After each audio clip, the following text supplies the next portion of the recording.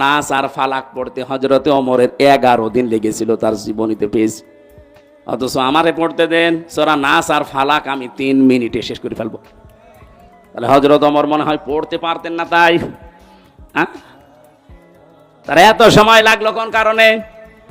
যে আয়াত পড়তেন ওইটা তার প্র্যাকটিক্যাল লাইফে মিলাতেন। কুল আউযু বিরাব্বিন নাস, আল্লাহ পাক বলেন নবী আপনি বলুন আমি আশ্রয় চাই মানুষের রবের কাছে। এখন রব কি? রবের অর্থ প্রধানত 19টা। উনি 19টা বিষয় নিজের জীবনে মিলিয়ে দেখতেন। রব মানে আইনদাতা, রব মানে প্রতিপালক, রব মানে উকিল, রব মানে এরকম যত আছে মিলাতেন, দেখি আমার জীবনে মেলে কিনা। যখন দেখতেন রব মানে আইনদাতা, আমার জীবনে আল্লাহর আইন আমি যতটুকু ওই সামর্থ্য আমি মানতে পারছি। রব আমার রিজিক দাতা, আমি আল্লাহ বাদে অন্য কাউকে রিজিকের উপরে ভরসা করি না, মানিও না। একটা একটা করে 19টা মিলিয়ে ফেলতেন, তখন বলতেন পরবর্তী আয়াত দেন মালিকিন নাস। আমরাও তো কোরআন এইভাবেই পড়ি। তার 11টা আয়াত পড়তে 11 দিন সময় লেগে যেত এইভাবে মিলাতে। আর আমাদের এক খতম করতে দেবেন 11 ঘন্টায় পুরা কোরআন পড়ে শেষ করে আর এক খতম শুরু হবে। এখানে করার ব্যাখ্যায় আমি যতগুলো অর্থ পেয়েছি, অভিধানে 4টা শর্ত সব জায়গায় লেখা আছে। কেউ যদি কোরআন পড়তে যায় সে যেন শুদ্ধ করে পড়ে। অরাতিলিল কোরআনা তারতিলা, এ নির্দেশ কার?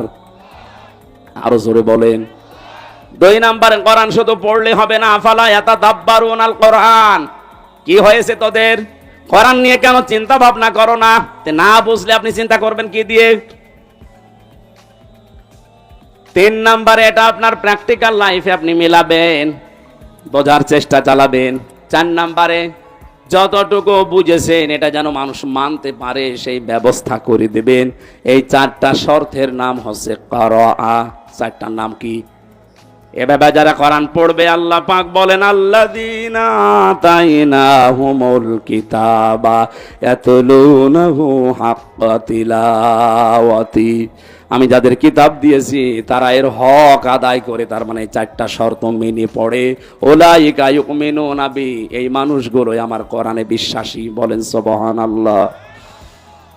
ওয়া ইয়াকফুর বিহি ফাউলাইকা হুমুল খাসিরুন, এই 4টা শর্ত মেনে যারা আমার কোরআন পড়ে না ওরা কোরআনে বিশ্বাসী নয়, এরা জীবনে ক্ষতিগ্রস্ত হবে।